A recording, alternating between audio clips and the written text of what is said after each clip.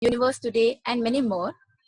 Sir obtained his master's degree from the University of Mumbai, Department of Physics, in 2016.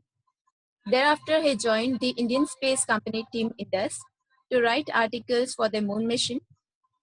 Later on, he was promoted as their science officer, which involved selecting sites, which involved selecting land sites for the missions and identifying the scientific objectives behind them. In the late 2019, he joined as science communicator for the Tata Institute of Fundamental Research, TIFR Mumbai, for a few months, and has since then pursued a self-driven career in science writing. Today he'll be addressing us, and I would like to invite him to deliver the talk today on the topic Careers in Science Writing and Space Exploration. And without any further delay, I would just hand over the session to Mr. Jatin Mehta. Over to you, sir. Thank you, Aishwarya.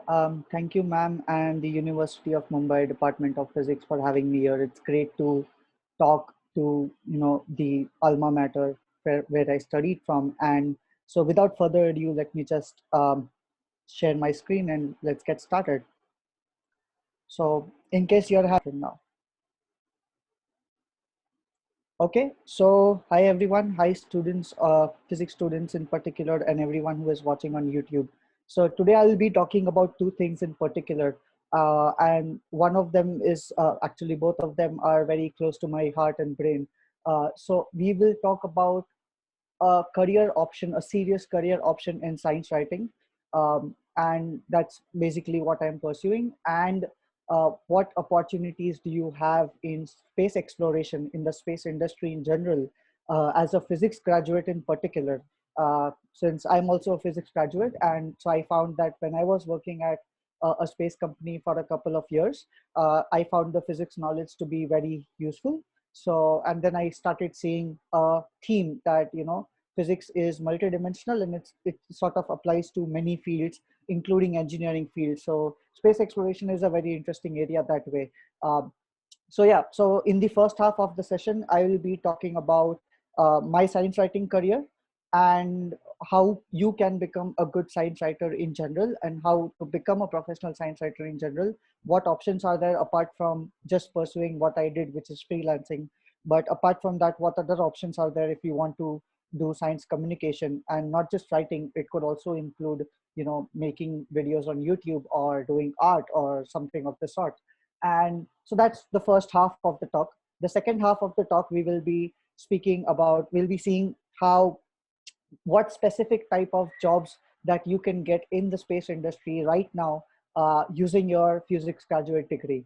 And I hope that you enjoy the session. So let me just get started and let's go. So yeah, so I've already been introduced. So basically I'm a space exploration writer and I love the moon, absolutely love it. And there are many reasons for it. That's a talk in itself. But anyway, so I write for various publications. Here are some of them on the screen. And prior to that, I worked at a space company and a brief stint at TIFR as their communicator. So what does my journey look like exactly? So let me just reminisce the time from the university days to the career path so far, because anyway, in bachelor's, I was not really sure as to what I wanted to do anyway, to be very honest with you. And I think that's the case with many students, and that's all right. So the more you learn, the faster you try to you sort of figure out as to what do you want to do, or what do you like to do, or what you are good at. And sometimes it can be a weird combination of those things.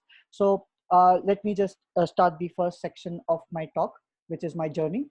So this is the worst slide that I have. All of these slides after this are better than this. So I was, to be perfectly honest, a below average student. I had a low pointer score. I had a few 80 KTs, which I did clear, but still I had a few of them, and I never cleared net.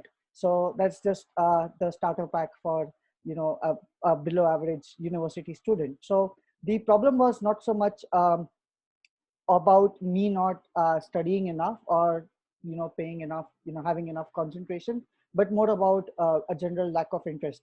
However, I did like physics a lot, and my teachers know that here.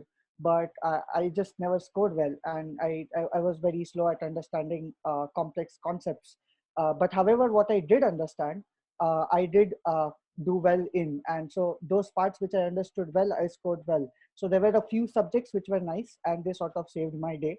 Uh, so anyway, so this is just the context for you to get. So I was just an average student, below average student, and this is where it gets interesting. So in the second year of my master's program, um, in particular, what I enjoyed was having the electives.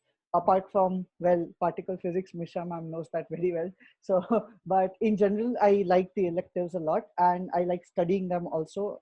And for astrophysics and nuclear physics in particular, I did okay, not bad at all. And those were decent subjects. So I started enjoying my master's more in the second year than I did in the first year. And among that one particular course, one course in particular strikes me very well, which is statistical mechanics. At the time, it was taken by Siddharth sir, and uh, so you are already aware of Siddharth sir, obviously. So what he has this sort of a different system where he allows students to score in a way that they can score better. So for example, if you're better at speaking, then you can do a seminar on a topic within the course, on any recent topic within the course, and you can deliver a seminar on that, and you will be scored accordingly.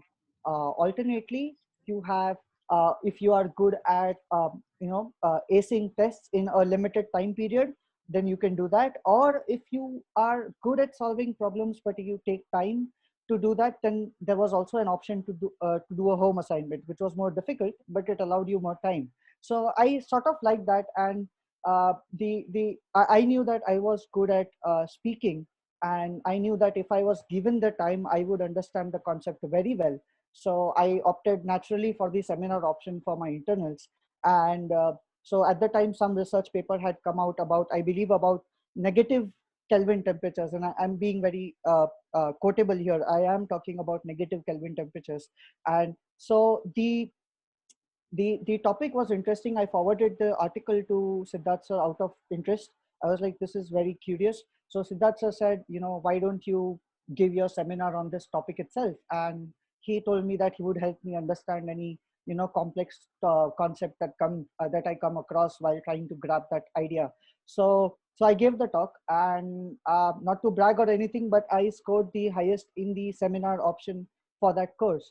And it was a good talk. And the most interest the way it was a good talk is when people inside your batch who never talked to you before start talking to you after that. So basically that was a nice moment. And that's when I realized that if I am given time to understand something, I can deliver that well. And more importantly, the last part of this slide, it reinforced the idea that I love to share what I learn.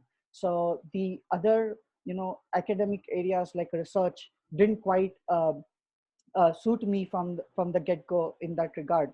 So basically I was pretty sure at this point that I like to share what I learn. And so I started doubling down on that after this particular course. So this course basically was a really interesting change of course in my career deciding path.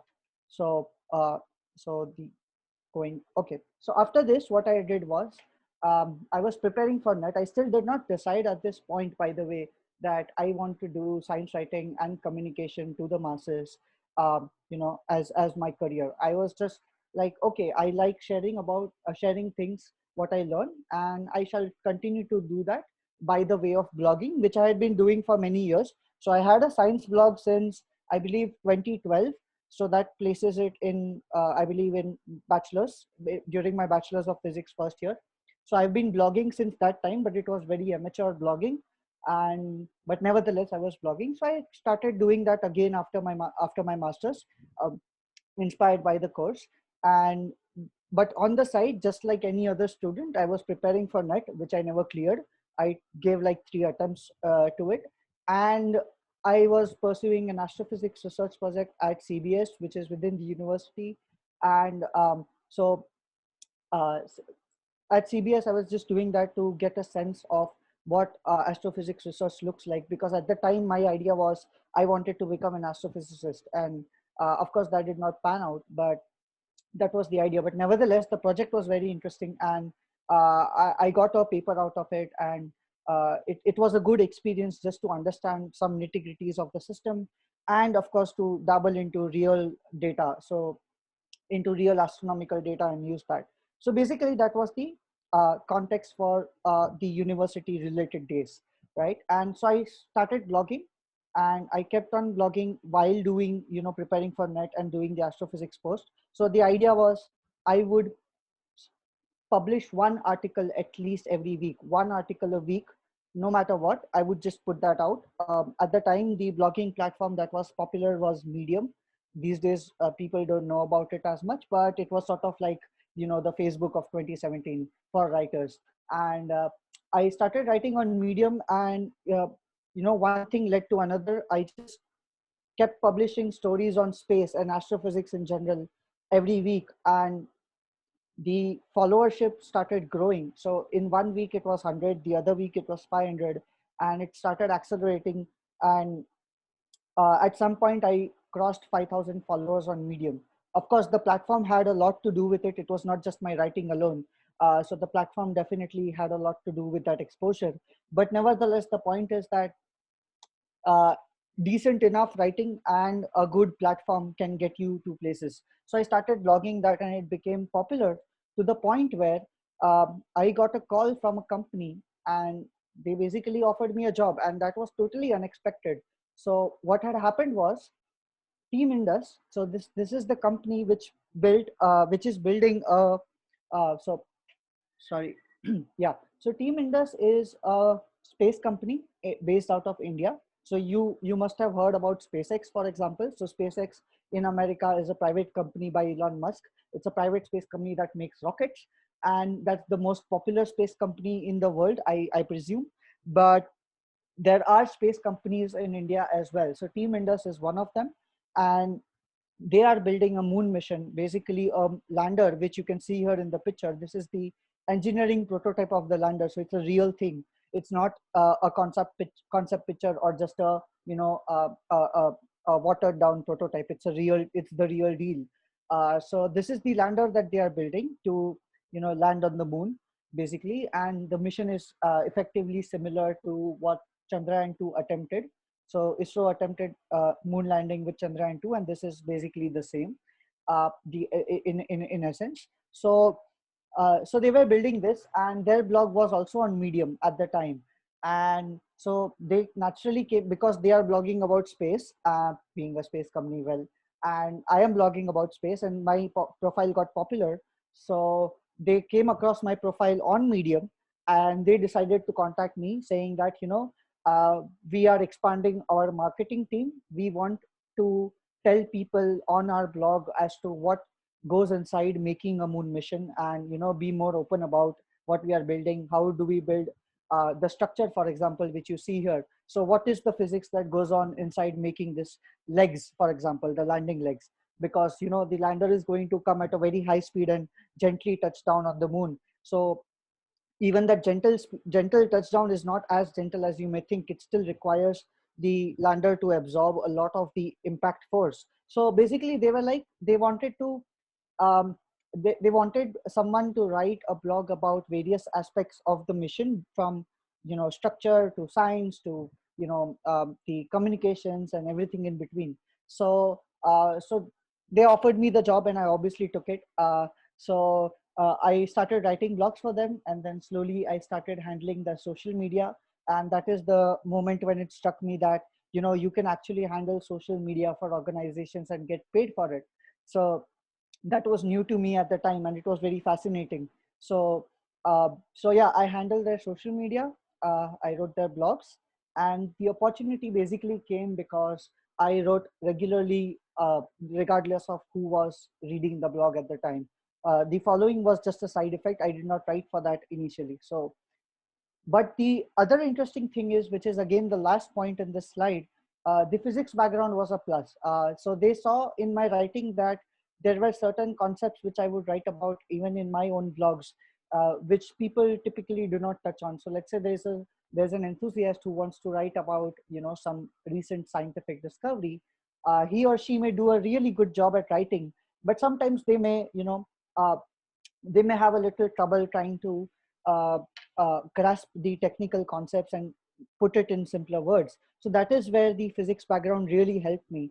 And also in the way that, the moment I told the potential employers at Team Indus that I have a master's degree from the University of Mumbai, they were instantly satisfied. Okay, if there's a master's degree in physics, then at least the basics are sorted. So basically, the idea is that the physics background definitely helped me, be faster at understanding technical concepts and establish credibility. Not the writing part, to be very clear, but in the other aspects which are crucial to the entire endeavor. So yeah, so that was basically landing the job at a moon mission, and that was interesting. There was a nice time there, but a year later, something happened where I got an upgrade at the company itself. So once I started to write the blogs, I would interact with the engineers. So for example, if I'm writing on the orbital design of the spacecraft as to, how it is going to launch, orbit the Earth, and then go to the moon, and then orbit the moon and slowly land there. So the entire mechanics of that orbit. So I would talk to the relevant engineer. If I'm writing about the structure of the spacecraft, I would talk to the, mechanical engineers who built the structure of the spacecraft and so on. So I would end up, going um, all across the company trying to talk to various people depending on what I'm writing about. And soon they realized that because of my physics background and pure science background, so most of them there were engineers. They did not have a pure science background, which is to say that since they were doing a moon mission, basically landing a lander on the moon, and they also had a rover, by the way. So if in this picture, if you can see my cursor, right, there is a wheeled rover here. So there's a wheel here and there's a wheel here. So that's the rover basically. And so they were building a lander and rover to land on the moon and explore it. And on board the lander and the rover were scientific instruments. So since they were engineers, they did not have a good enough idea as to what kind of science can be done there on the moon and which planetary scientists in the field would be interested in. So they realized that, since I have a physics background from a pure and specifically pure science, I could, somehow help bridge that gap. So the idea was I would interface between the engineers and the planetary science community that are the customers. So the bridging is what my role was essentially. And so I just had to know enough of planetary science and enough of engineering to do that job. So I did not have to be an expert. I could just consult one of the experts in either parties. So basically, I as part of that job requirement, what I did was I selected where on the moon the lander should land. And the reason for that is very simple. So just like on Earth, you have the Sahara Desert and you have Himalayas. Both are very different sites. They are geologically distinct. They are nothing like each other. So just like that, the moon also has geologically distinct sites, and depending on where you go, your science value can improve or decrease, right? So choosing the right location is critical to maximizing the science benefit, and also for the company, it is critical to maximizing the customer base. So basically, I selected landing sites where in consultancy with the planetary scientists, and as part of that effort, I got to work with a few planetary scientists in the US.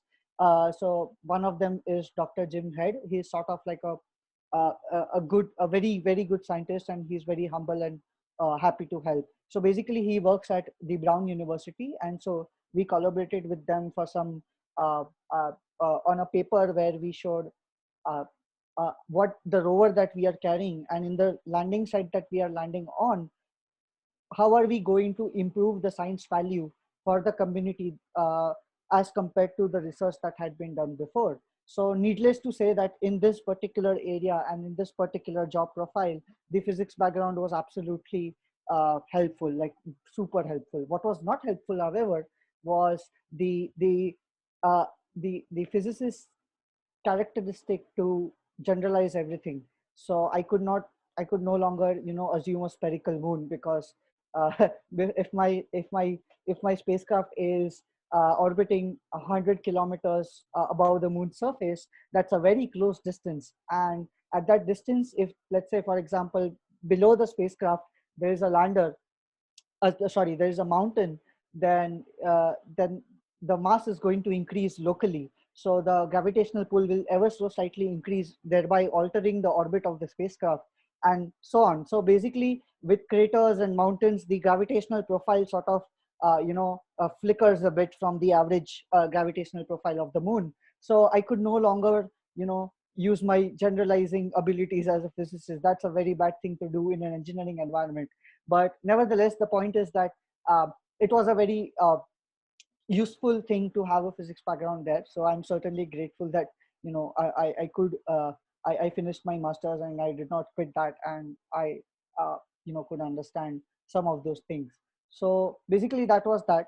And meanwhile, I continued blogging. So my blogging streak never stopped. I blogged less because I had a day job which took most of my time, but I nevertheless blogged regularly. Just the frequency changed. So what I was doing was just trying to blog more and more. And one day, what I did was, uh, inspired by a particular writer who worked at the Planetary Society at the time. So she's a very prolific science writer and communicator. Her name is Emily Lakdawala, and she has a Wikipedia page. You can look her up after the talk. So she has been doing science communication for uh, I think pretty much after her graduation, much like me. So she started that at that point, and now she's about 50 years old. So she has been doing science communication for that long, and so she's obviously one of my inspirations. And so I read one of her articles, and uh, I liked the idea. The idea was she was exploring all the kinds of ways that uh, sample return missions in the past have went wrong. So basically, if you guys read the news very recently, China just sent a spacecraft to the moon. They landed it successfully 2 days ago, and as we speak right now, the lander is drilling a hole in on the moon and excavating the samples. And once the excavation process completes in 2 days, it will fire its rocket engines and come back to Earth with that sample. So that's a sample return mission, basically, in a nutshell. So basically, there have been many sample return missions in the past, in general, in space exploration. So she was exploring uh, all the kinds of sample return missions that have faced technical challenges, and I thought that was a very nice theme. So I took inspiration from there and wrote an article on the various ways that spacecraft have failed in their critical missions due to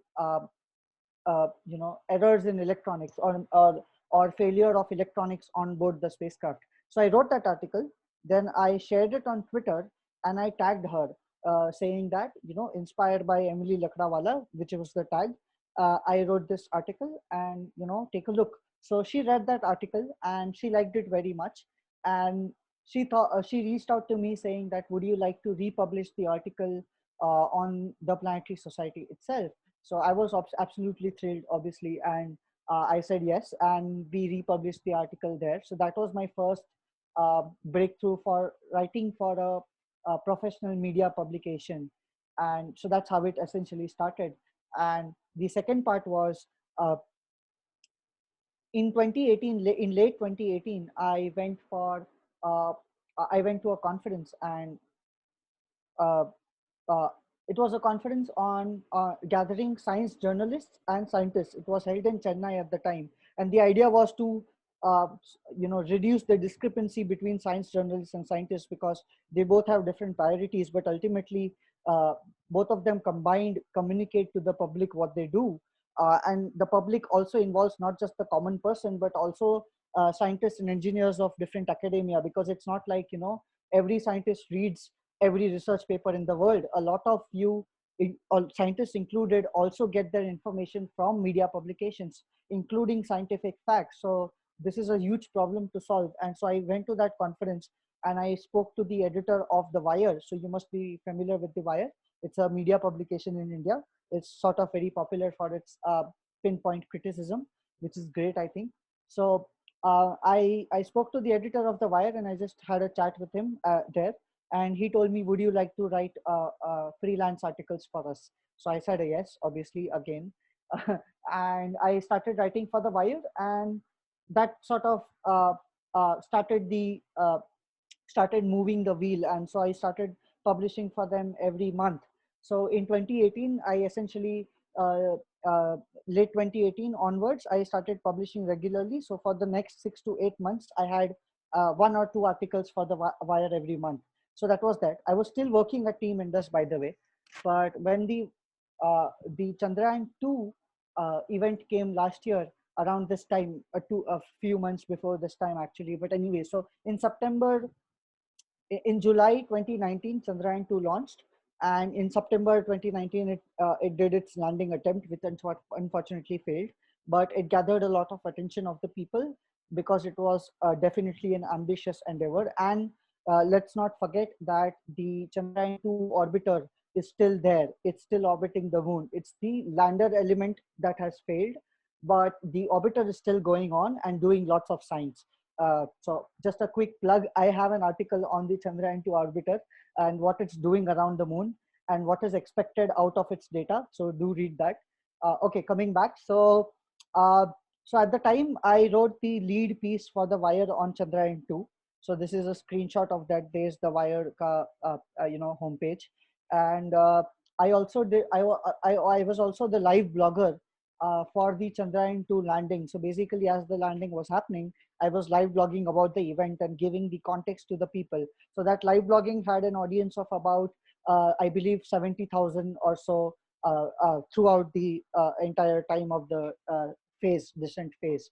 So so that basically that got me more audience, and that inspired me and pushed me over finally to consider science communication as a career full time. So I left Team Indus at the time for various reasons, but I left Team Indus and I came back to Mumbai and started freelancing for publications. So I just came back and I started writing, freelancing for publications, continued writing for the Wire. uh, but a month or two after that, I got a call from TIFR, from Arnab in particular. So you guys all must be aware about Arnab Bhattacharya, and he is basically the Giant Y guy, popularly known as the Giant Y guy. So he is a scientist at TIFR, and basically he read my Chandrayaan 2 article as well as the articles for other publications and the live blog. So he liked that. So he said that there is a temporary position at TIFR for 6 months where you could come and you could handle our social media and write blogs and basically do much of the same things that I did for Team Indus minus the technical parts. So he said that there's a science communication temporary position available if you would like to come. So I again obviously said yes. Um, so so I handle the social media again. So uh, if you have read tweets anytime uh, before the pandemic began, from about October 2019, most of those tweets at the TIFI profile were by me. So that was nice to do, and it was an interesting learning, as there were lots of interesting learnings as well there. So that was one thing. But the other thing was, which I had never done before, was interview people. So all this time, my writing was limited to, learning a concept. Of course, asking around experts to, weigh in on their opinion on or their knowledge. Sorry, their knowledge on a particular subject, and what do they think about it, and so on, and trying to understand the concept. But I never interviewed people until that point. So, but TIFR is where I got the chance because scientists from abroad as well as in India keep visiting TIFR all the time, and so I got to interview them as part of the job and put that interview up on their website. So as part of that, I interviewed people from neutrino physicist, neutrino detector, uh, the Dune neutrino detector, which is being built right now. One of the scientists as part of that large effort. So I got to interview her. Her name is Kate Skolsberg. And then I got to interview Miron Livni, which is a personality in high throughput computing and so on. So the idea is As in trying to interview them, I had to understand a lot of the background of their uh, of what they were doing and what the field is about and what are the uh, interesting questions in the field, or the most pivotal questions in the field, should I say, in case of experiments, because that's the idea with the experiments, that you pivot the field in a direction that substantiates progress. And so that was interesting, and I also helped with some of the website content for TIFR's new website. So that was in a nutshell my stint at TIFR, and that was very interesting. So then in 2020, just before the pandemic uh, started, I thought of going solo, completely solo, and because I was expanding my publications, so I was like, okay, let's just give this my entire time, because I could not, you know, uh, I, so because I thought, if the trajectory looked good enough, I was like, okay, if I push this over, if I commit to this full time, then it can actually go the distance. So just started doing that and reaching out to more publications, pitching them ideas about articles, and just following the news and so on. So I got published this year on Universe Today, which is a very popular science news website, astronomy news website. Anything to do with astronomy and space exploration, they cover it worldwide. And I'm sure many of you are aware about Universe Today. So that was one. And then there are other organizations like Space News, Supercluster, and so on, and some Indian publications as well. So this year is when I, properly expanded my portfolio, and that required, it required an entire base of having a physics degree, having blogged for many years, and then learnings from these two organizations which I spoke about. So all of that started culminating into this product, in my view. So it was not a matter of a year by any means. But anyways, that was the idea. And this year I also started something very interesting, and I'm completely fascinated by it. Is unlike 10 years ago or 20 years ago, where the only way to get any income was to work for someone or freelance for someone or contract or do a contract basis, work for someone. But now in the last 5 years especially, it has been possible for creators of all sorts, not just writers like me, to start a Patreon page, which is I'm highlighting here. So start a Patreon page or start a similar page. There are many such platforms available, wherein the people who follow your work very keenly and they read your every article or something like that, they can directly fund you with a small contribution every month. And so if you have enough bunch of people, then it starts to substantiate, the amount starts to become substantial. And that's sort of a, interesting way to, do whatever you're doing. So I started getting a few supporters on Patreon. To be clear, it's nowhere near, what you would have from a job as yet. But this is my first year. And the reason I got inspired to do this was I saw many creators in space exploration, in science communication, and even outside, who have become popular after years and years of work of whatever they are doing, that they have 500 to 1,000, supporters, direct supporters. So I was like, okay, that sounds like a really good idea. So let's just go with that. So this is for the students among you who are, trying to figure out as to what kind of job prospects are there. So I would actually treat this as a job where instead of pleasing your, company head, you effectively have to please your audience. The the the mechanics of it is not very different actually. So yeah, so that was one thing. And then I started public speaking more this year. Uh, and so on. And I recently became a contributing editor for the Planetary Society. So the brief context here is, I have been writing for the Planetary Society regularly since this year, uh, and working with their editor Jason Davis. And like, so the idea was they are making an elaborate resource page where anyone who is interested in space exploration and wants to uh, but has no idea about the past happenings in space exploration, but is very interested, they can come to the Planetary Society's website and they can learn about the entire history of, let's say, exploring Mars, exploring the moon, exploring Jupiter and beyond, and so on. What are the cutting edge scientific questions that we are answering right now, and so on. Basically, get the entire context in a brief, in a nutshell. So that was the idea with the resource pages. So I am helping them with doing some part of those resource pages since this year. So that work has been going on since March. And so finally this month, as of last week, the editor promoted my position from a science writer, freelance science writer for them, to a contributing editor. So which is great. So basically, yeah, so that's again, this was just a matter of, keeping on writing. There's nothing special I did particularly for the Planetary Society. I just like to write, I just like to learn, and I wrote what I learned and kept the pace going. So that was basically my progress so far. So just to, this is the meme that's been floating around on social media, how it started and how it's going. So I just want students to look at this.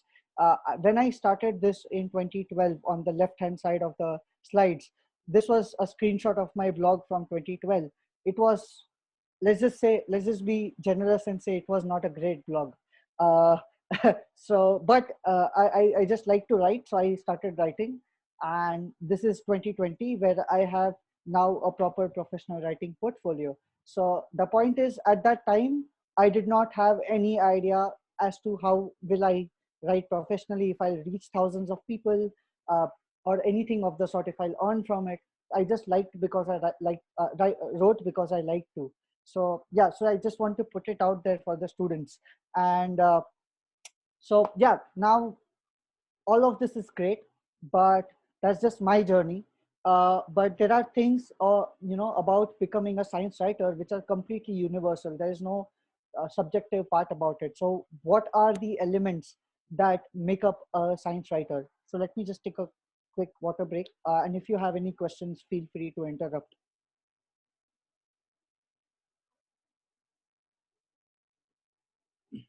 So according to me, science writing has the following, uh, uh, requirements of skill sets. I'm using skill sets as a very broad term here, but just hear me out. So this is uh, my approximate representation of uh, uh, what skill sets constitute how much chunk of the entire endeavor of science writing. So the first thing and the most important thing is lucid writing. And I cannot stress this enough. This is the one thing where your physics degree actually doesn't help you, or your science degree in general. Forget physics, just a science degree in general. It actually doesn't help you in this. If anything, it steers you away from writing very clearly for the masses. Because the key thing here, and this is where a lot of the, and uh, this is also where a lot of the deficit is in the world, is there is no clear science communication happening as a whole. The reason is that, so let's say you have a physics degree or a biology degree or a chemistry degree.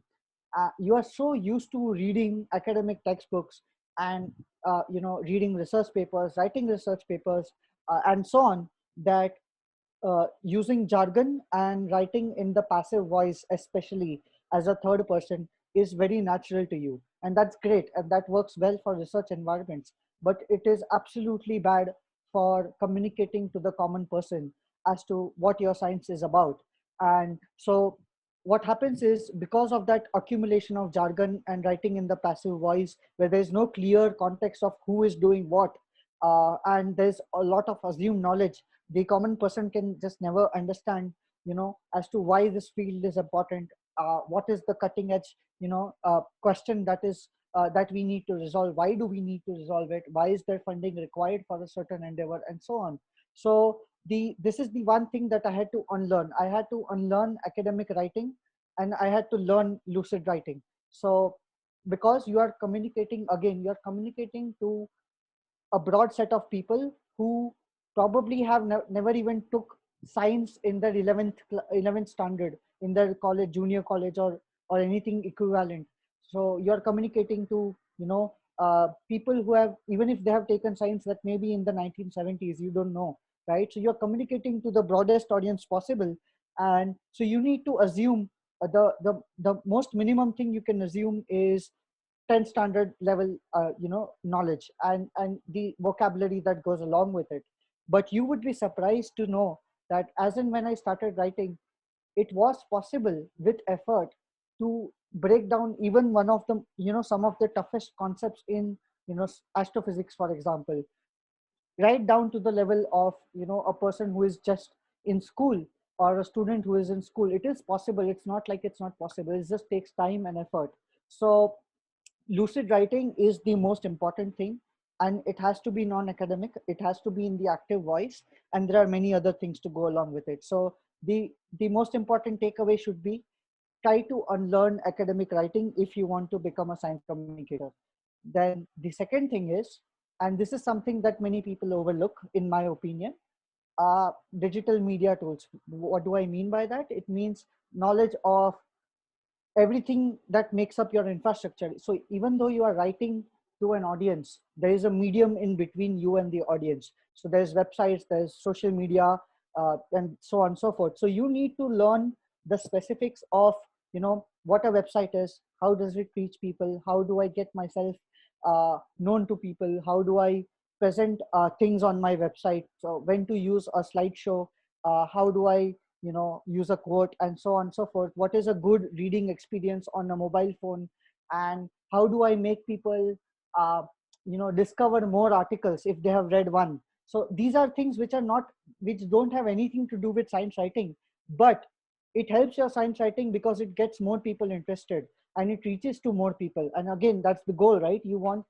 The reason you are doing science communication is to reach more people. So you cannot ignore this aspect. So you need to learn what is the correct time to post on Twitter. So for example, what I have learned is, about from now 5 p.m. to 8 p.m. is a great time to publish on social media if you're targeting a global audience, because the US wakes up at that time, and US has a majority of the chunk of the internet users, and the Indian audience has just left their jobs. So they are also, on social media, checking their Facebook, checking Twitter, and so on. So there are many such small things that you need to figure out for every platform, so as to put yourself out there in the most effective manner possible. So if lucid writing is about effective writing, then digital media tools is about efficacy of putting yourself out.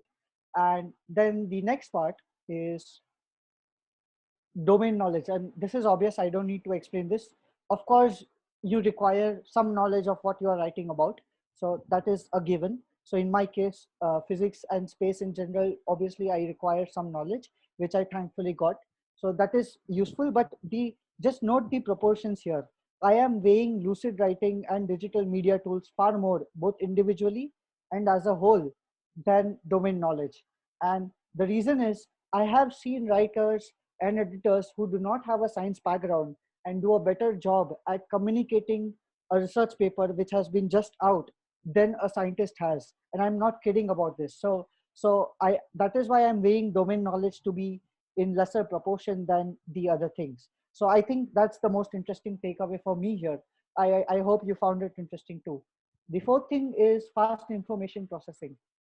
Now, this is the one thing where I lagged for a lot of time. I took a lot of time to process a certain body of knowledge, but over the years, I have gotten very good at it.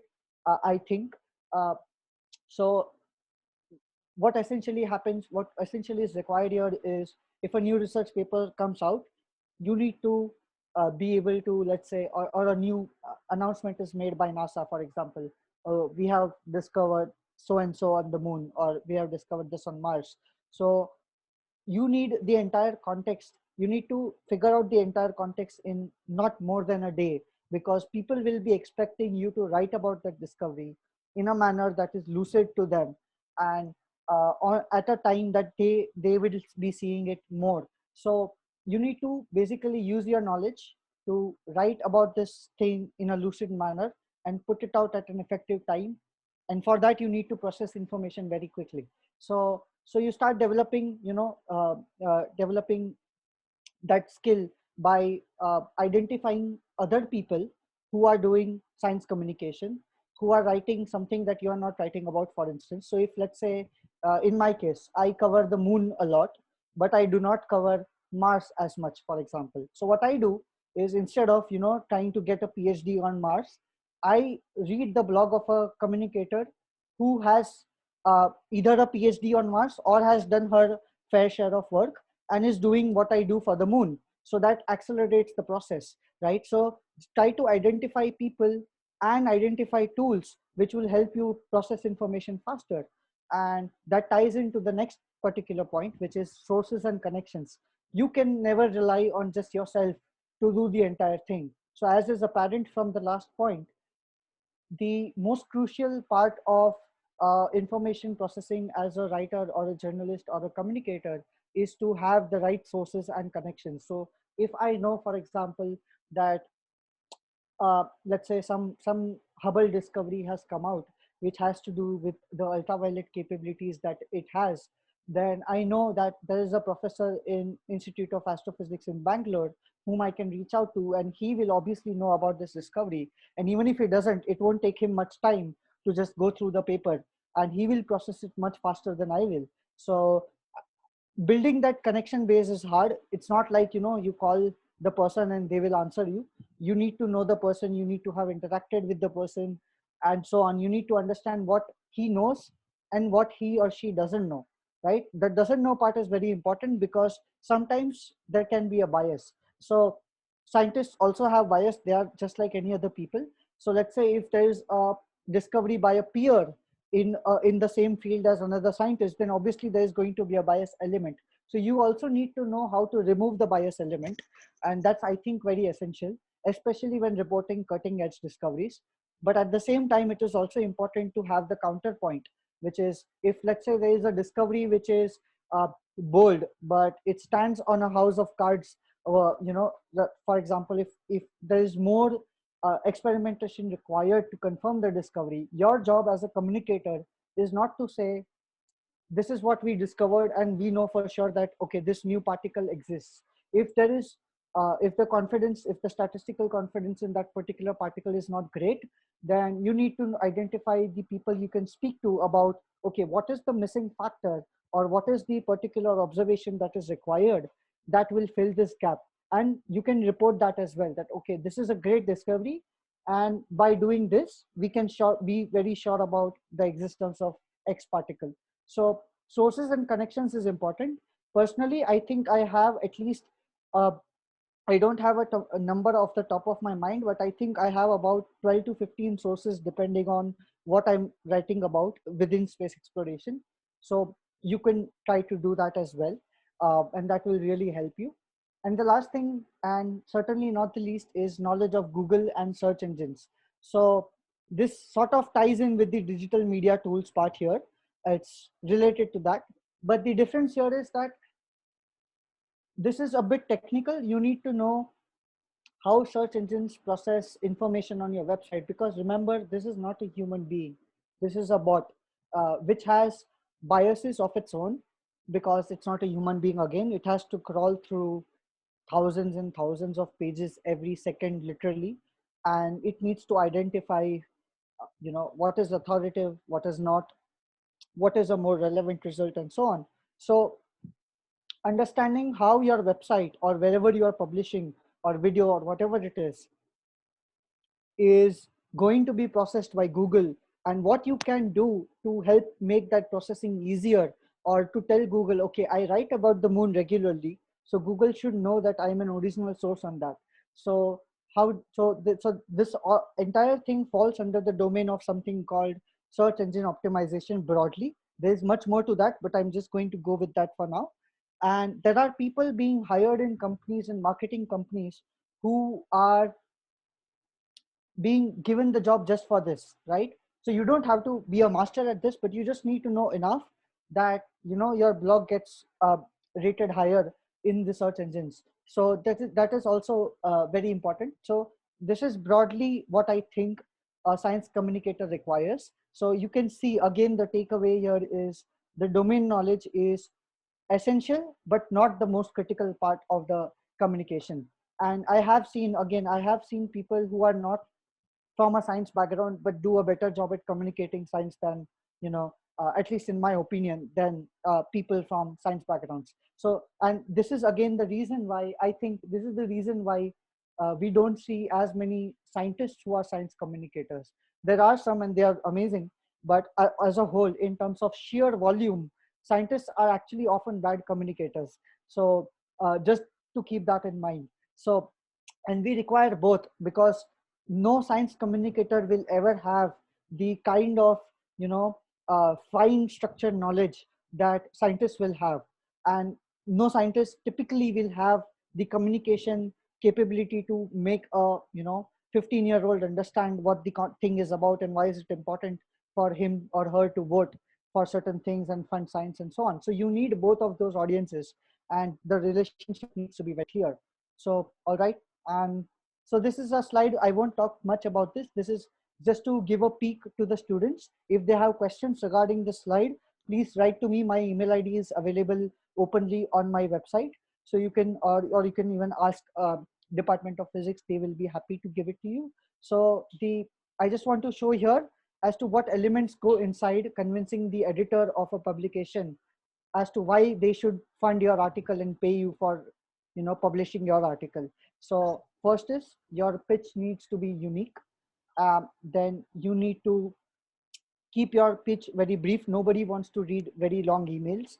And you need to be aware about what others publish so that your pitch can be unique. You need to have a portfolio where you can demonstrate that, this is what I've written in the past and so on.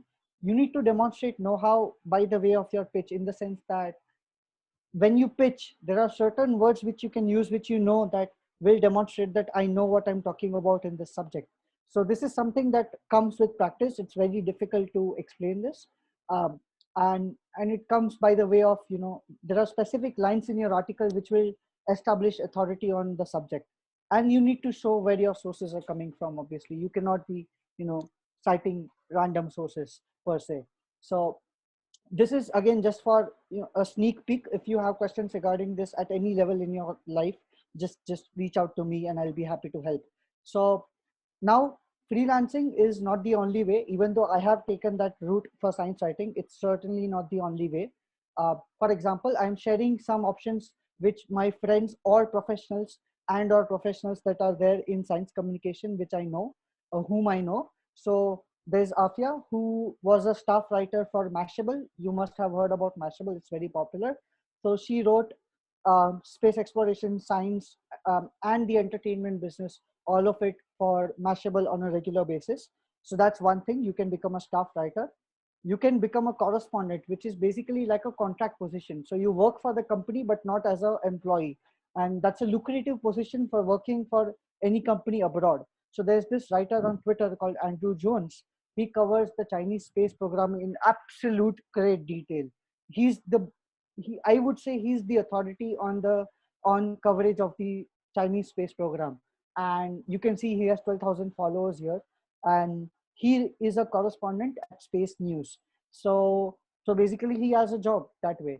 And there's the editor of the Wire Science, who kickstarted my science communication journey. So he is an engineer by academia. So he did his mechanical engineering. He did mechanical engineering in his bachelor's, and then proceeded to have a degree in journalism. So he did his bachelor's and master's, I believe, in journalism. And after that, he entered the publishing and print industry. And now he's the editor of the Wire Science in just a few years after the fact. So, take a course in journalism. I haven't, but it doesn't mean you shouldn't. So I think in retrospect, if I had known that I wanted to become a science writer, I would have definitely gone for this option. So, and there are scientists who do journalism courses after getting a PhD and enter science communication also, by the way. So just saying. And the last option is the becoming an editor. So this is like your, for example, as a researcher, for example, you could have one of the options as a pinnacle of your career is being head of the department or head of an institute. For the publishing industry, it's becoming an editor of a publication. So this is the editor I work with for the Planetary Society, and he has no space background or technical background. Sorry, he doesn't have a technical background, but he has studied journalism and he is very much interested in space exploration to the point where he actually knows more about space than many people in the industry do. So this is a great example, and one of the people I was referring to who have better communication abilities than a scientist despite not being having a technical background. So your ultimate thing can be becoming an editor after, let's say, 10-15 years. I think I would like to be one someday. I'm not sure if I'll ever be or if I want to be at this point, but I think that would be nice to have. So yeah, that's the last thing that you can do. And of course, science communication is not just science writing. It's just what I happen to prefer for various reasons. That's a talk in itself. But you can become a launch photographer. So this guy, John Cross Photos, John Cross, this guy has 69,000 followers on Instagram, and he clicks photos of rockets launching for a living, right? And just look at these photos; they are incredible. And so he does that for a living. In fact, space companies and organizations hire him to click photos of their missions, which they can then use for outreach and marketing and so on. So this is another option. It doesn't have to be a technical job in any way, either by communication or research. Then you can become an artist, which is communicating science via art. So Ipsa Jain, for example, is a biologist. She has, I think, a PhD in biology, and if not, then certainly a master's. And I don't know her personally. I've just been following her work.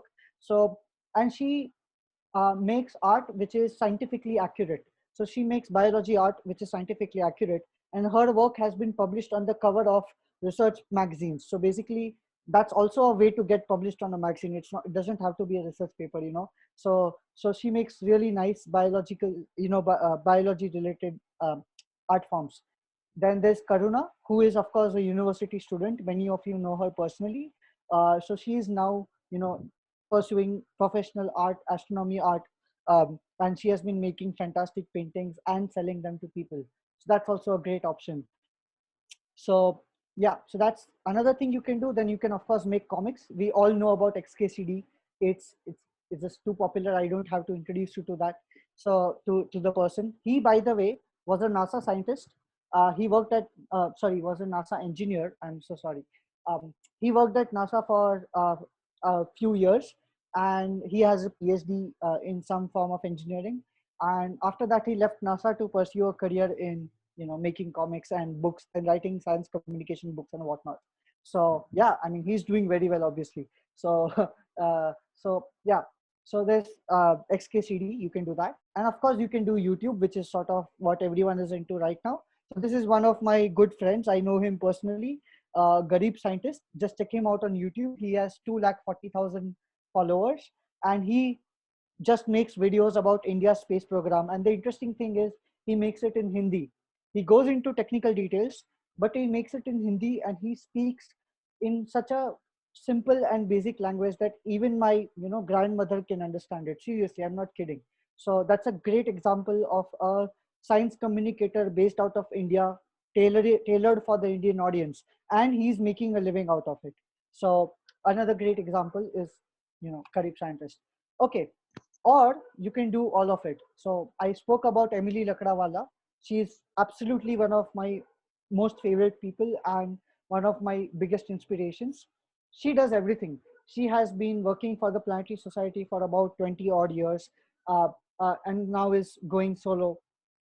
She has written science communication articles. She has written science, technical science reports. She has done space art, which you can see here on the right side.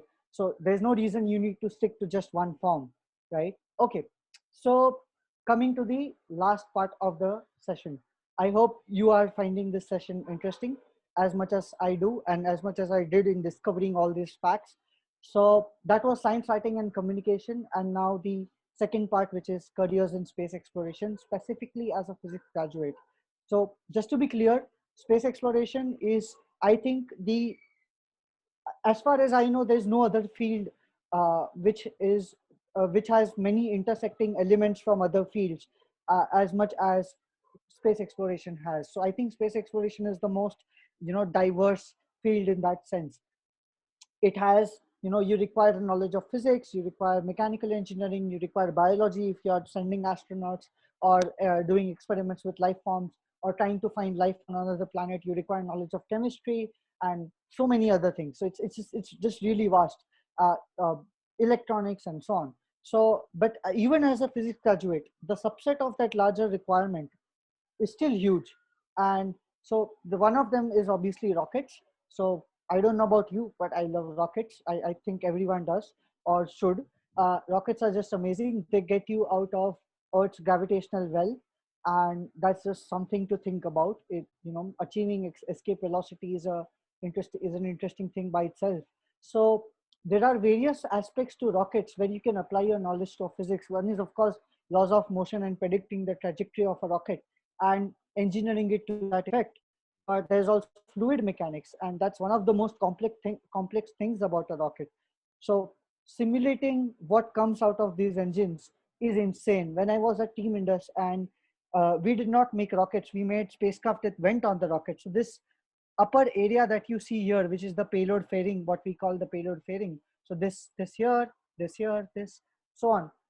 So our spacecraft or satellites sit fairing, and but even they have small engines, right? So when I saw the propulsion engineers at the company modeling their engine, it was insane. Their simulations ran for hours, and they had to take into account all kinds of flows. They could no longer assume a pure laminar flow, for example, which is what physicists would like to do, because generalizing, smoothing, and all sorts of things.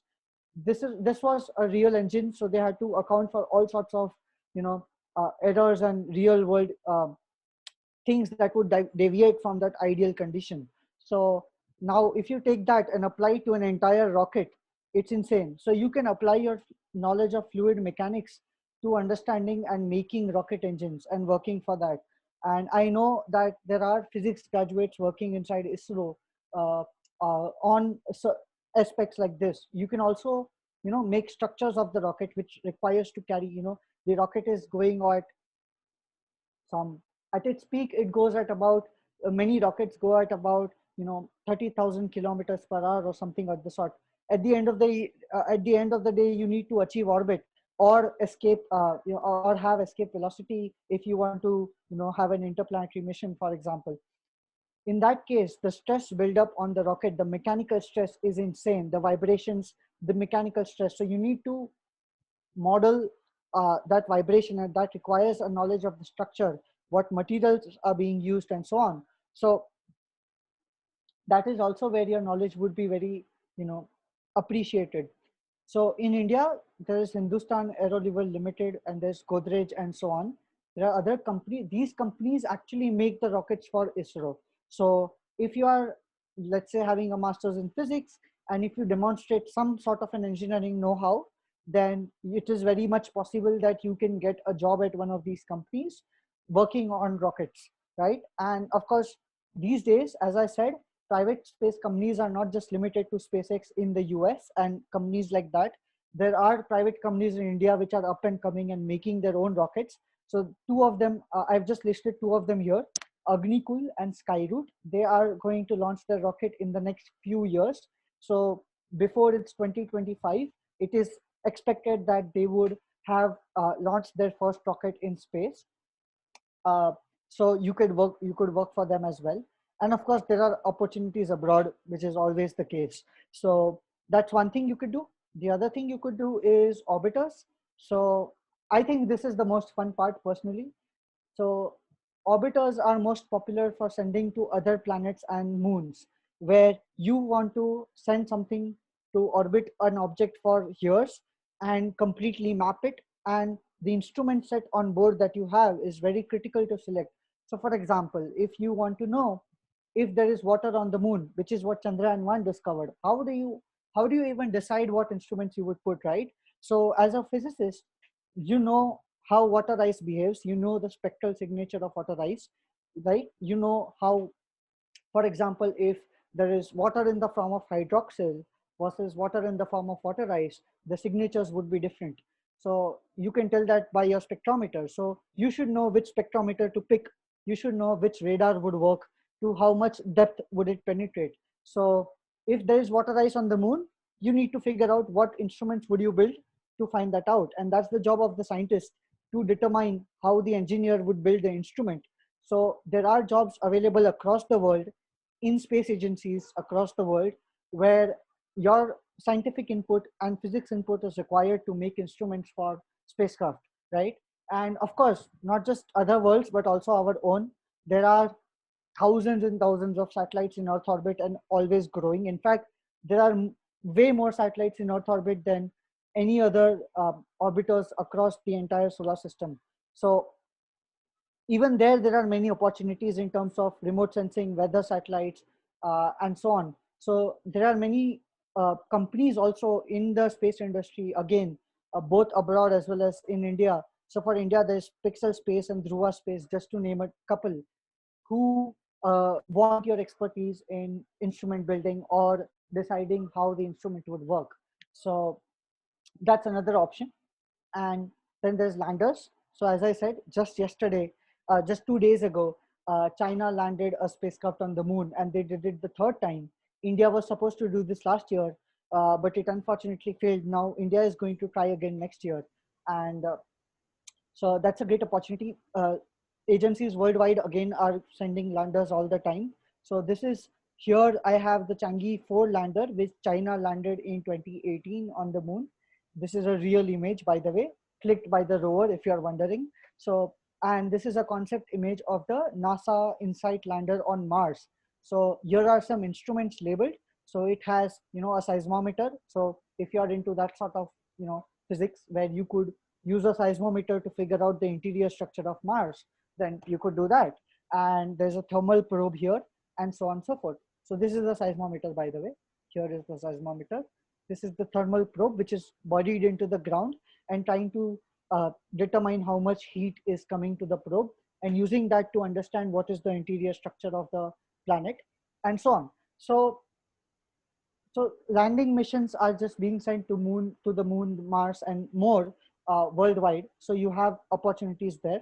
And now there are private space companies trying to send moon landers as well. So one of them we already discussed, Team Indus, which was where I was working. And there are others outside, which is Astrobotic, Marston, iSpace, and more worldwide, which are doing more or less the same thing. Then there's rovers. I'm sure many of you are familiar with Curiosity. So this is a real picture of Curiosity taken using its own robotic arm.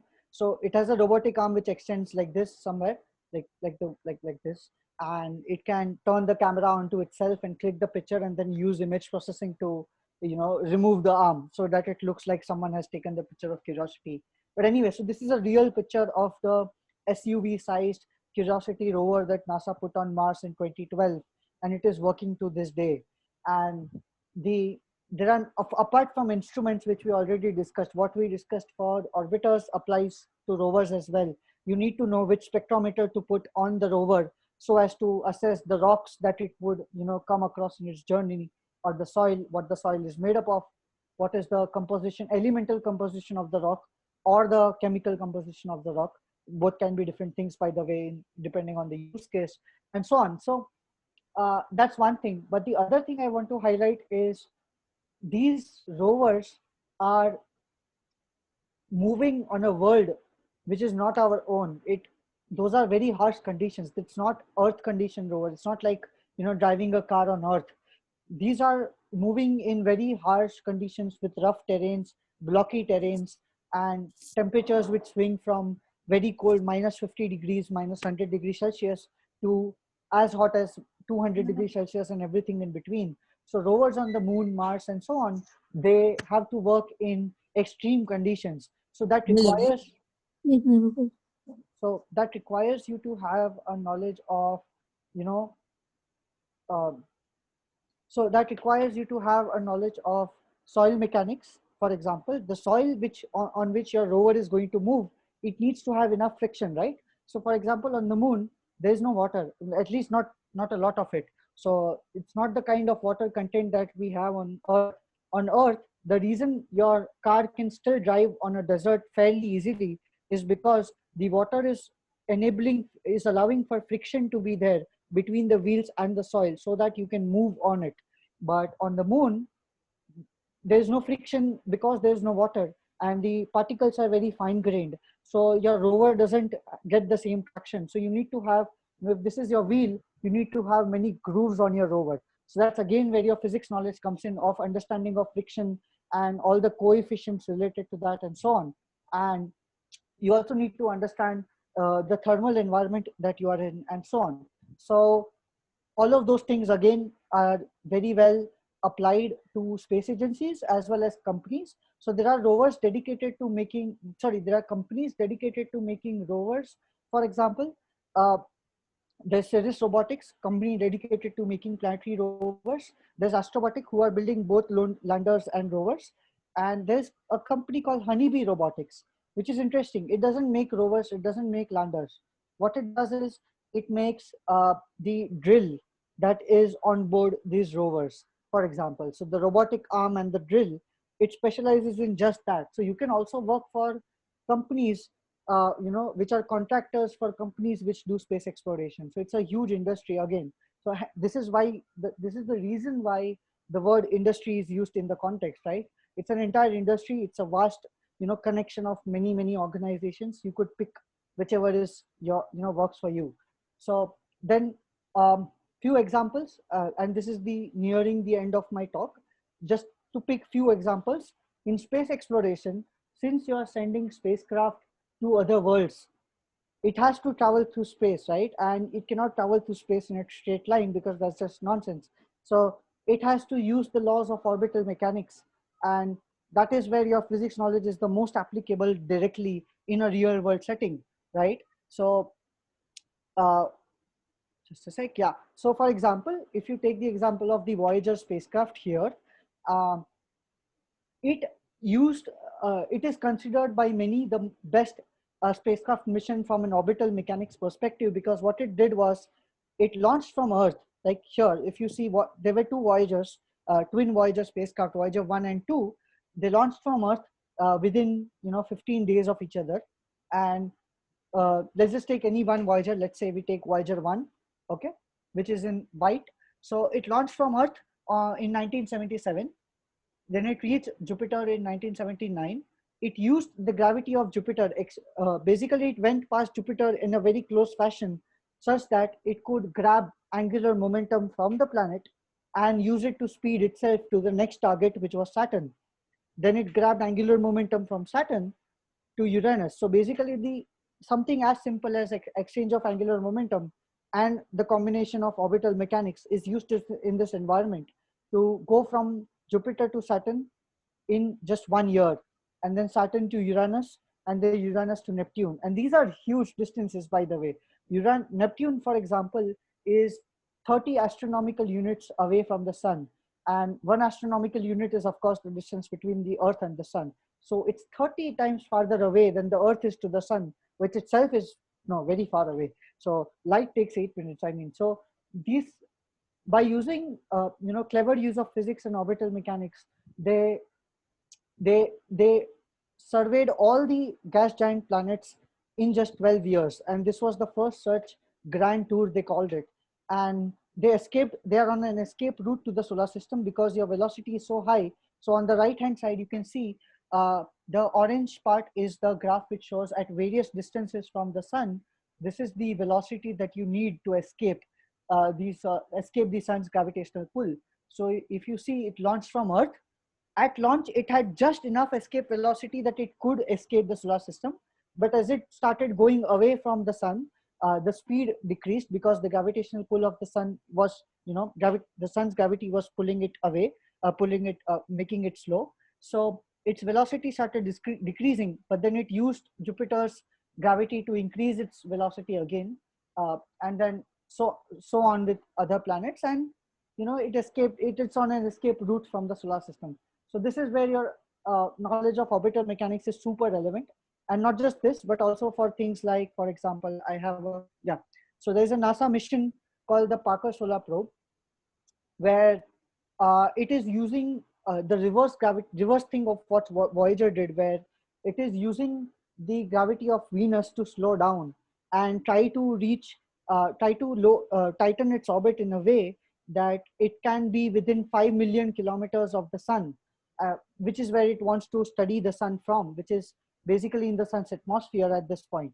So it wants to study the solar plasma and try to understand why the corona of the sun is much hotter than the surface of the sun by being in the corona itself. And to do that, it is using orbital mechanics. So this is the trajectory: launches from Earth and tries to shorten its orbit by with every pass that it makes by Venus. So again, you could use that here, or you could, for example, use your knowledge of thermodynamics and make great insulators, because spacecraft are going to face conditions for, as harsh as minus 200 to 240 degrees Celsius, even worse in some cases minus 260 degrees Celsius uh, in space. So you need an insulating material which will protect your spacecraft and prevent heat from inside going out and the coldness from outside coming in. So that's also where you can apply that. And this is the New Horizons spacecraft. And this golden foil sort of a thing, it's actually not gold, it's insulating material. This is mylar and kapton, which is being, so this is a close-up of it. You can see multiple layers of it. In between, there is nothing, because, vacuum is the best insulator. So it is, the entire spacecraft is wrapped up in that, and all spacecraft are wrapped up in such material. And depending on your mission, the requirement varies. So which, as because of your knowledge, you could apply that here. So that's one. Or if you are into, if you really dig how electromagnetic wave works, and if you dig working in communications, and if you don't work for someone like, let's say, Nokia, for building 5G networks or something of the sort, and you want to work in the space industry, the entire backbone of the space industry lies on infrastructure like having really, really huge antenna uh, positioned at multiple places on Earth, in a way that no matter where a spacecraft is in the solar system, there will always be one part of Earth facing it where there would be an antenna, because the Earth rotates. So you need to have multiple antenna. So this is an antenna in, I believe, Australia. It is 70 meters wide, so it's huge. So for scale here, you can see some small sort of a house thing here, right? And there's lights here. So this is a huge antenna. This is used for communicating with spacecraft which are at very long distances. So for example, Voyager has, is more than twice as far away right now where Pluto is, and that's ridiculously far away. But this dish can communicate to that Voyager, and you can work out the math, because you know how much of a diameter of a dish would you need to be able to communicate with the spacecraft. So you could apply your knowledge here as well. And coming back to the Parker Solar Probe, apart from the orbital mechanics part, uh, you are trying to study the solar plasma here, and the radiation environment here is intense. So all your knowledge of, solar radiation, both in the terms of particles and, light, as well as cosmic radiation, anything that might still come across in that environment, plus plasma itself, the kind of temperatures that are involved, and all the coefficients that you must have, studied in the lab and measured it in your second year MSc. I remember measuring some of those coefficients. So all of this is applicable here, because you need to know that environment to be able to build the instruments in accordance with that, and measure things like the magnetic field, for example, local magnetic fields that are going on because of the charges flowing through the spacecraft, across the spacecraft, and so on. So you could do something like that. Or if you're completely not interested in pure physics and are into electronics, for example, and software, and have some physics knowledge as well, then you could write software for rockets and spacecraft and so on, or build the electronics that goes into these machines. So SpaceX famously lands its rockets, which is like just amazing. It runs, like, this is multiple stories high. It's a huge rocket. Here the scale is not very apparent because there's nothing to compare to, but these are huge rockets, and it lands it autonomously, using multiple sensors and various sorts of things. So you could, build the avionics, software, hardware related to this particular aspect of the mission. or you could build electronics for spacecraft, which is going to be in a very harsh radiation environment. So for example, at Jupiter, where the radiation is intense, because Jupiter has the most intense magnetic field of all planets in the solar system, uh, only overthrown by the sun. So at Jupiter, the radiation is thousands of times more than what is faced by satellites in Earth orbit. So on the right side, if you can see, there is a box at the top of the picture. So that's a titanium shield within which all the electronics of the spacecraft are kept. And that is the thickness of the shield is calculated based on the radiation environment at Jupiter. So as a physics student, you are very well positioned to do that calculation and understand that environment. So this is another great example. By the way, I have an article on space grade electronics specifically, which I was talking about earlier. You should go and check that out. So with that, I come to the end of my talk, and I think I overshot my time. So sorry for that. So check out my blog. It's at jatan.space. So just go to your browser, enter jatan.space, and you will find articles on everything from the moon to planetary science to astrophysics to human space flight, to space missions and everything in between. And if you like my work, share it and support me. And definitely follow me on Twitter. That's where I'm most active. I think Facebook and Instagram are not as great for sharing uh, or having, for sharing things like my articles and having conversations around that and so on. So I have had more luck with Twitter. So, you can follow me on Twitter at Uncertain Quark. By the way, this handle, I mean, physics students among you, uh, uh, this handle also bodes well when I'm pitching to people. Uh, Editors tend to notice, sorry. So editors and people who follow me on Twitter, they tend to notice the, the, the geekiness of this handle. So you could also, experiment with that as a communicator. And I've seen people with some great handles there. So anyway, so yeah, that's about it. If you have any questions, let's hear them. Thank you very much, sir. It was truly talk, and we are really amazed to have an insight of such a creative field and your experiences. So I would just say the session is open for questions. Any comments that anyone feels like. So please, everyone can ask by unmuting themselves.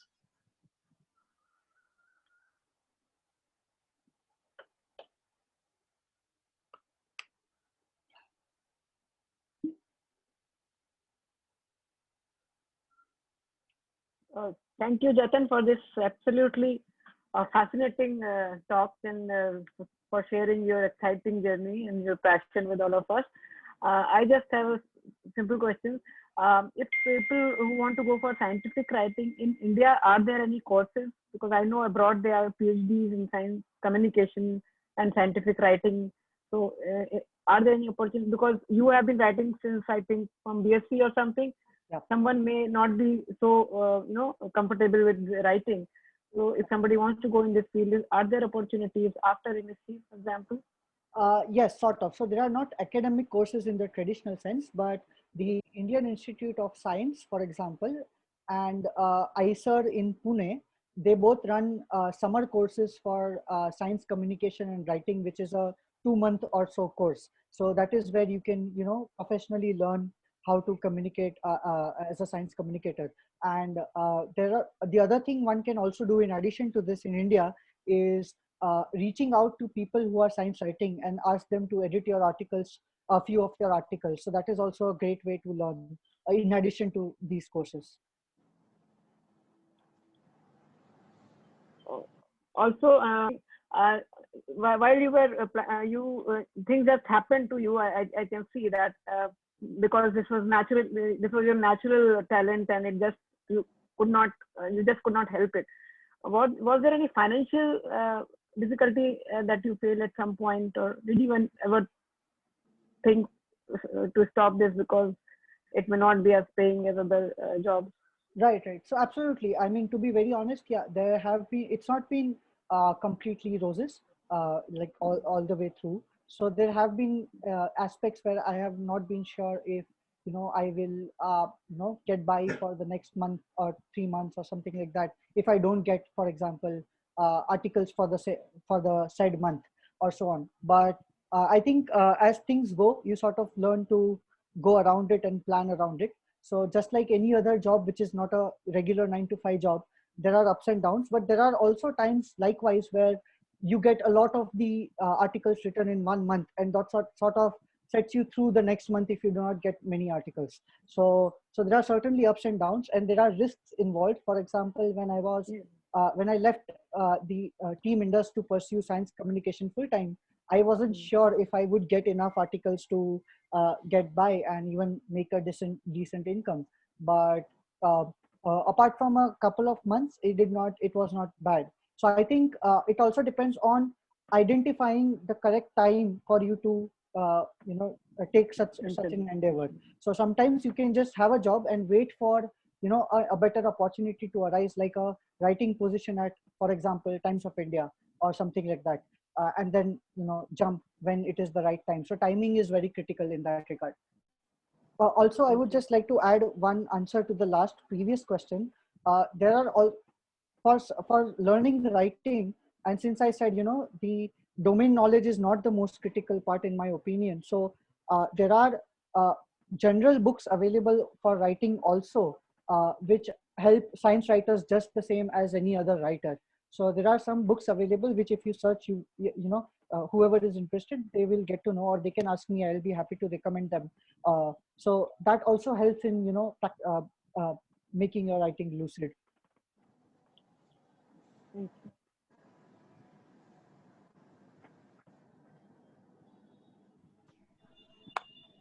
I think Faisal Azmi is having some questions. Jatin, thanks for the talk. Very interesting. I was kind of listening carefully. There was one remark of yours which sort of got me thinking. You mentioned that not many of the physicists and the scientists type, make for good communicators. It just sort of set me thinking: is that because they've been crunching, too many equations or whatever, and somewhere over the years, and somewhere the verbal ability has gotten kind of depressed? Or is it because the essence of the scientific idea, is sort of really deep, requires lots of prerequisites, and if you go to reach out to a larger audience, then you necessarily end up diluting and somewhere kind of losing out the essence. So does that sort of dampen them towards going? Has it been a source of frustration for you? You could throw some light on this. So yeah, I think that's a great question, and I've been thinking about this myself for many years. So I think it's a little bit of both.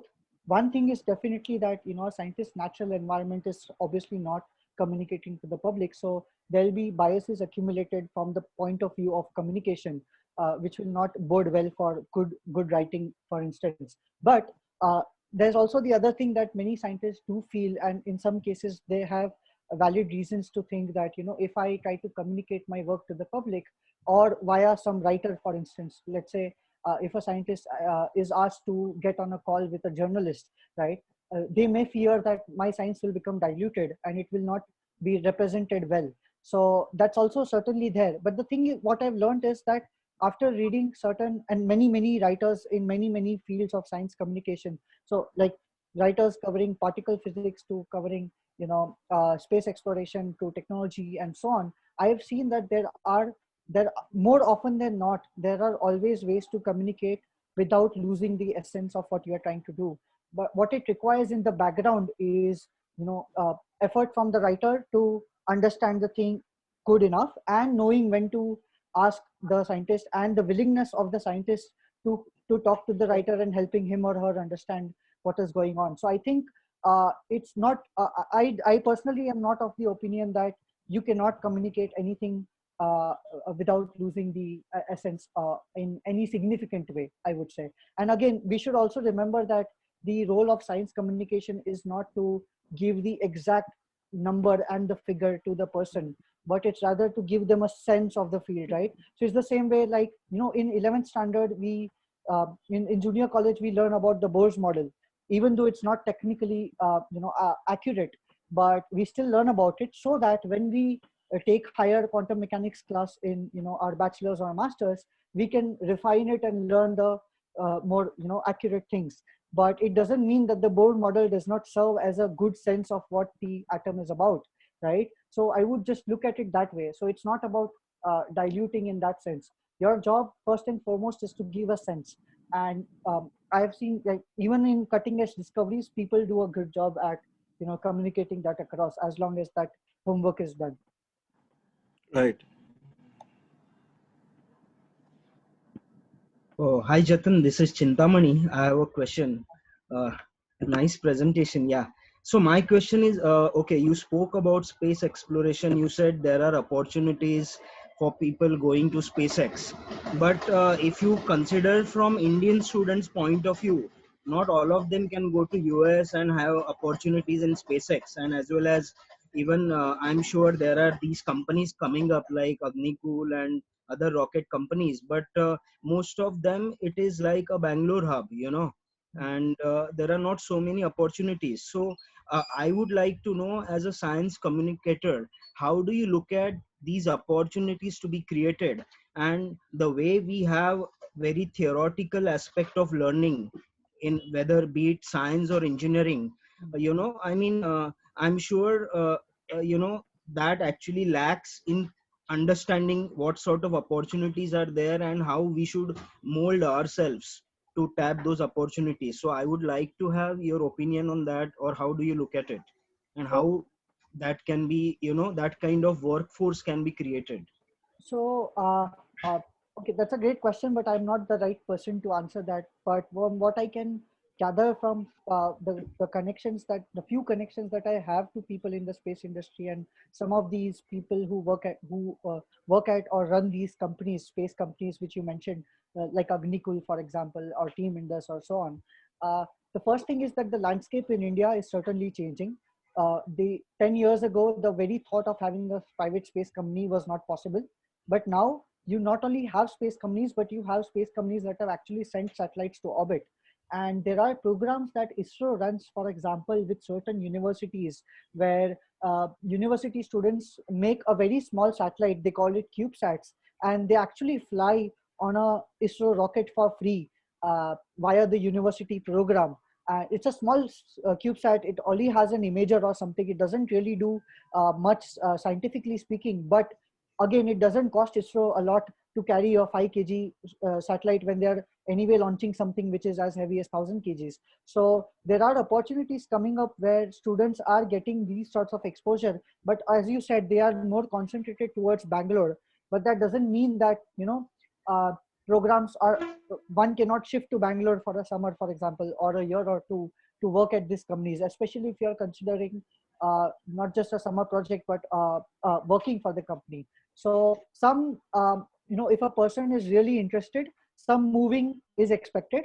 However, with the coronavirus and with the work from home situation in general, it has become apparent in the recent years that a lot of the work can actually be done from home. So I think it would only increase the prospects.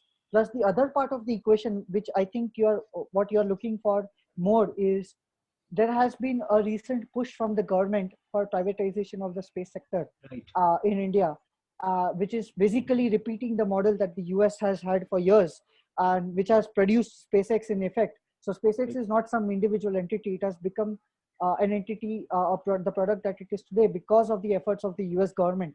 So the Indian government has initiated that as of this year, and you will see the benefits of it in the next 5 years with these private companies and university programs in general. So I think it's a growing base, and if anything, with every year passing by, there are more opportunities for you to tap into. So something should work out for you depending on your constraints. Yeah, one more question to that. I mean, as we are talking about privatization of space, so of course, these startups will eventually look for a kind of, capital inputs, because space is a very capital intensive business. And even for the companies like Skyroots and Agnikul, eventually they will look for impetus from government in terms of capital, or even accessing having access to infrastructure.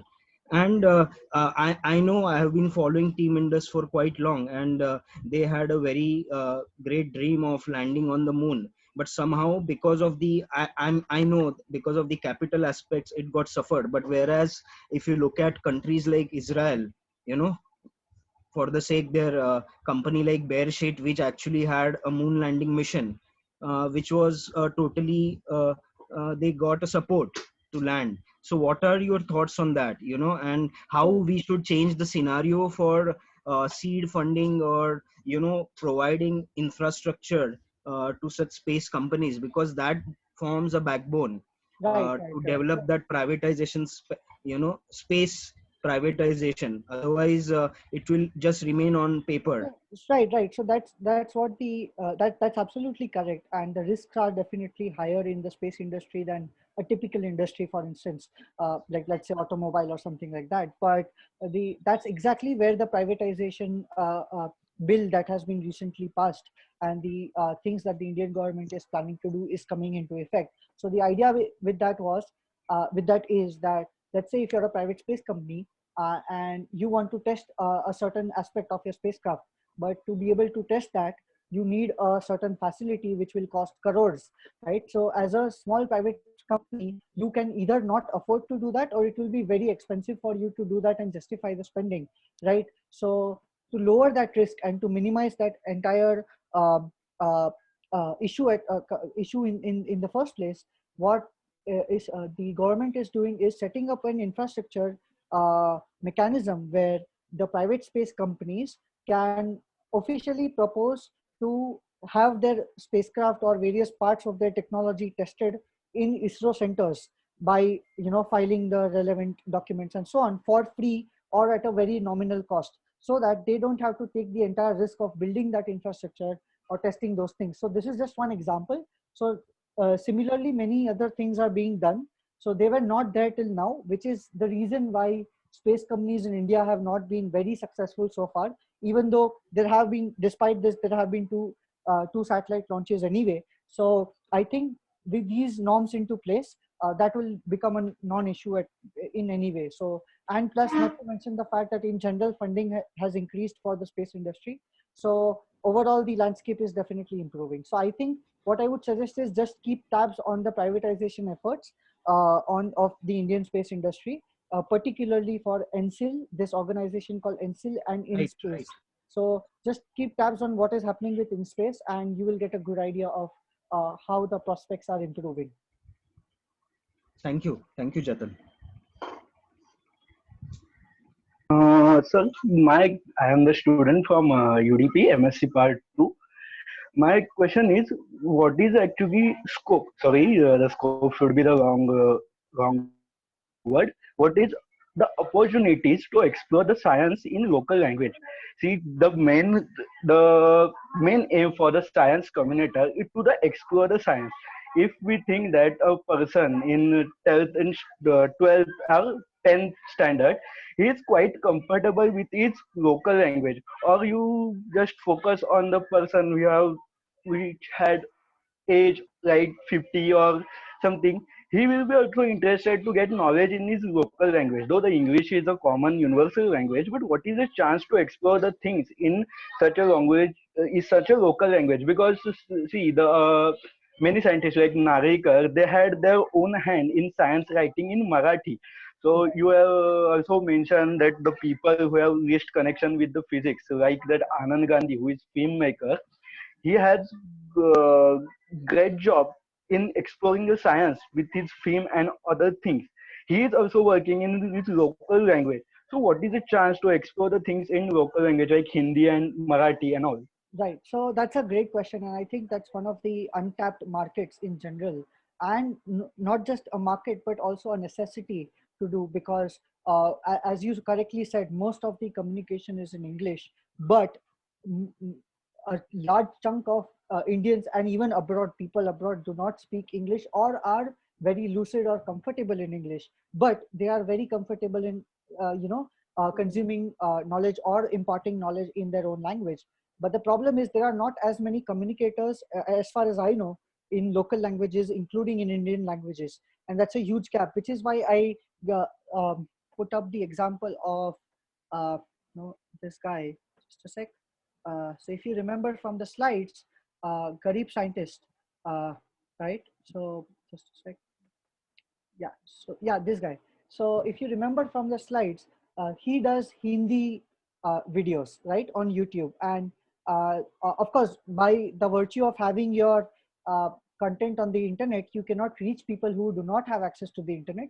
But that's a problem which is getting solved, because every year the number of people having access to the internet is growing at a rapid rate, especially in India, thanks to things like geo happening and so on. So I think trying to chase people who do not have access to the internet via mediums other than newspapers is not something that will have as large of an effect, as opposed to creating content in Indian languages itself and putting it up on the internet.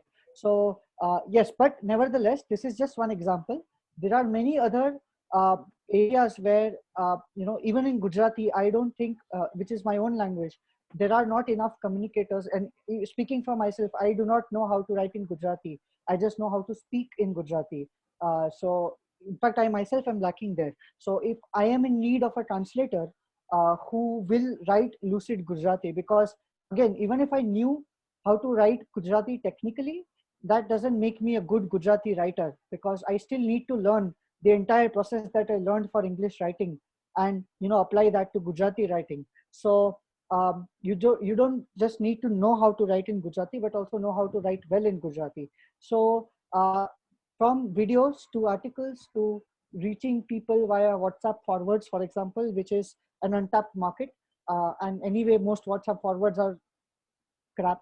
So but the point is that they reach a large volume of people. So there are opportunities there for local language communicators to fill in, which I have not been seeing. So I think, yeah, that should definitely be explored. So yeah.